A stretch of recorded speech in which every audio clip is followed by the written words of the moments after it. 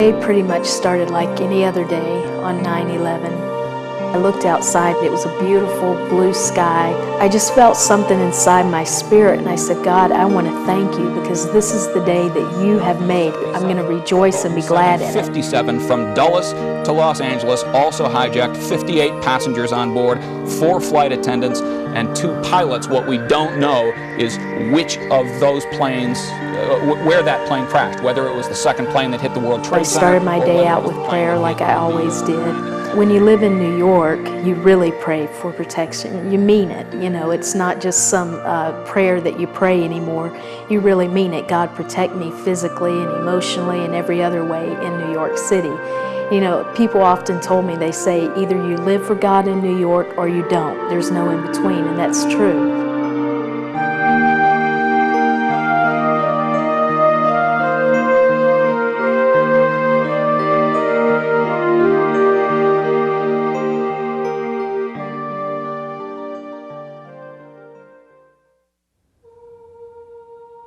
On the 61st floor, it was so high that you would often see helicopters fly below the window.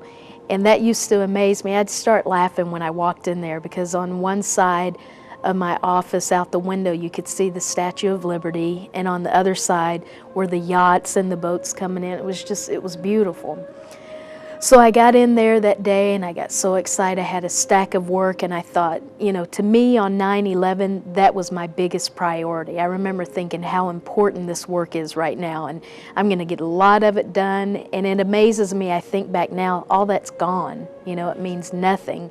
As I was sitting at my desk, I heard something that sounded like a whistle, really high-pitched whistle noise, something that you would see on an old black and white war movie or something. And I can't say that I heard a jet engine or anything like that. It was just a really high-pitched whistle noise. And all of a sudden, at about the same time I heard it, then the building shook. And it wasn't a huge jolt, it was just a shake. And oftentimes the building would move when we would get bad weather.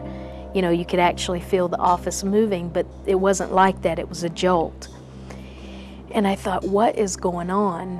And I looked out my window, and at that time I saw just huge chunks of big black something. I couldn't tell what it was. You know, everybody tells me how they would have reacted, but you know, you never think a plane just hit the building. So I jumped up and I went to the door jamb area of my office, and I stood there just staring out the window because I was afraid to get close to it. And John, another manager, he was next door to my office, I grabbed onto his arm and I said, John, what was that? And he said, I don't know. He said, it was hard though, because of the jolt. So we stood there dumbfounded looking out the window. So I went over past the cubicles and went over to the offices where my staff was, and I said, something just happened. And they were used to me joking all the time, and they kind of laughed, and I said, no, you need to look out my window.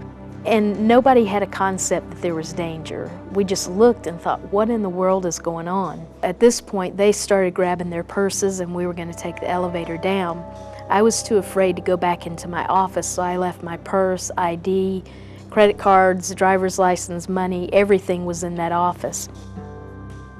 We started out the door and we got to the bank of elevators and we all got in, and one of my co-workers, just laughingly, he said, you know, I think it's terrorists, and we all laughed. Because in America, you don't think that way. And the elevator stopped on 50-something, I don't remember what floor it was, but it stopped. We hadn't punched the button for it to stop, but I thank God that it did. The door opened, and we saw like a herd of cattle all going in one direction. But the atmosphere was laughing and joking, and nobody thought anything serious. And they were headed towards the stairwell. So we all went down the stairwell. And I know when you think of it on television, I mean, when you see it on television and when you think about it in your mind, people that weren't there, you think everybody's running down the stairwell, but it wasn't like that. It was hundreds of people trying to get down that narrow stairwell.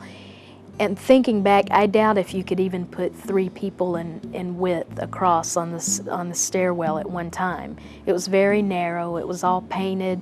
It looked like it was freshly painted, probably because nobody ever used it. So we started down the stairwell. Nobody was upset at this point. Nobody was afraid or worried. Everybody was laughing. There were no alarms sounded, there were no announcements made at this point, nothing to tell you anything was wrong. So we got on 44 and it was packed. Me being 4'9", I could barely turn around, and it was just packed with people. And we were laughing and joking, you know, you're waving to people you haven't seen in a long time and asking them how they're doing. It was just a very happy atmosphere. And again, I don't have any concept at the time, but at some point an announcement was made for us to return back up to our offices. In fact, he said that everything was under control, please return to your workstations. So at that point there was a mass exodus of people trying to make their way back up.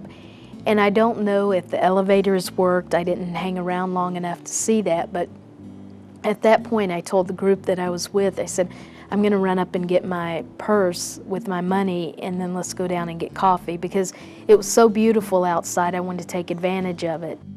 I went over to my bank of elevators again, I even punched the button, and I was literally 2 steps away from the elevator. And I don't know if the elevator actually came or not, but I was 2 steps away, and I believe the Holy Spirit just stopped me dead in my tracks again, because I started thinking what I saw this morning falling over my window was not okay. And again, had I not been sitting at my desk, I wouldn't have seen that, and I probably would have gone up like everybody else. But I stopped and I thought, I can't go up there.